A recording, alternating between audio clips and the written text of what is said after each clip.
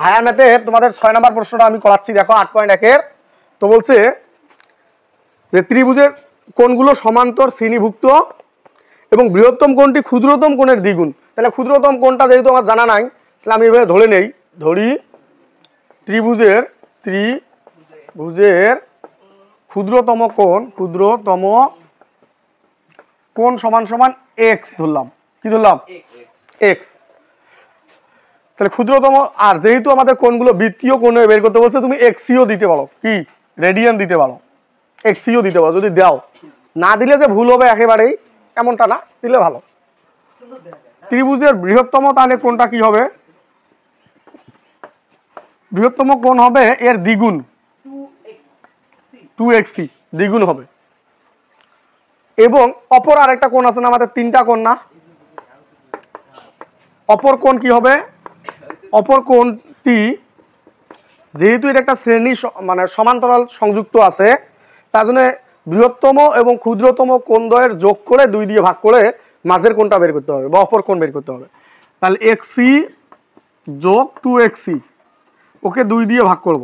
তাহলে কিভাবে কাজ করব দেখো, 3xc ভাগ হলো 2 নাকি? তো 3টা কোণের পরিমাণ পাইছি কি পাই নাই? আর উদাহরণ 4-এ বলা আছে 3টা কোণের অনুপাত দেওয়া আছে, উদাহরণ 4-এ। তাহলে 3টা কোণের অনুপাত দেওয়া আছে, একটা 3xc নেব, তারপর একটা 4xc নেব, আর একটা 5xc নেব। যেহেতু 3টা কোণের পরিমাণ দেওয়া আছে, তাহলে ধরি কথাটা দিয়ে লিখবো যে 3টি কোণ যথাক্রমে, যেহেতু অনুপাত দেওয়া আছে অনুপাত দিয়ে করব। 5 নম্বর অঙ্কটার মধ্যে দেওয়া আছে, দেখো 3টি কোণের অনুপাত 2:5:3, তার মানে একটা 2xc নেব, 5xc নেব আর 3xc নেব। এখন দেখো 3টা কোণের পরিমাণ আমরা পাইছি না, আমরা কিন্তু একটা শর্ত জানি, ত্রিভুজের একটা শর্ত রয়েছে, শর্ত মতে না, ত্রিভুজের 3টি কোণের যোগফল 180 ডিগ্রি, এই শর্তটা। হ্যাঁ, 3xc ভাগ হলো 2 প্লাস 2xc ইকুয়াল টু পাইসি, কিসি পাইসি, পাই মানে 180 ডিগ্রি, তাহলে পাইসি।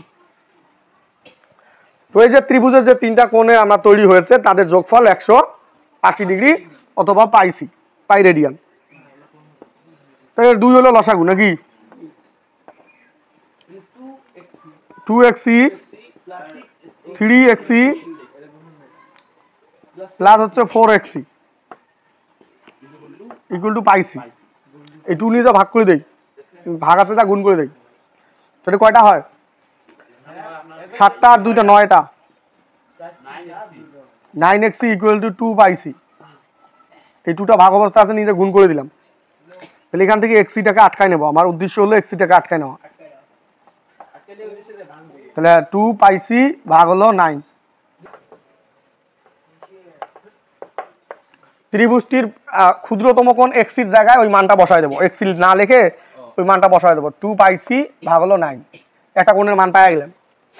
এখন এই যে বৃহত্তম কোণটার জায়গায় আবার মানটা বসায় দেবো, নিচে আবার নতুন করে তোমাদের লিখতে হবে, বুঝছো? xc-র জায়গায় মানটা বসায় দেবো, তাহলে 2 পাইসি ভাগ হলো 9, তাহলে কত হয়? 2 দুগুণ পাইসি ভাগ হলো 9। এটা হলো দ্বিতীয় কোণটি, কোনটা? হ্যাঁ, তাহলে 2 আছে, 2 xc-র জায়গায় মানটা বসায় দিবা না, xc যে মানটা পাইছো। অপর কোণে 3xc, হ্যাঁ xc ভাগ 2 মানটা বের করে দেই। xc-র মানটা হলো 2 পাইসি ভাগ হলো 9। এই 2 কাটা যায়, এই 3 দিয়ে এই 9 কাটলে 3 হয়, তাহলে পাইসি ভাগ 3 কত? তাহলে এই যে 3টাই হলো অ্যান্সার।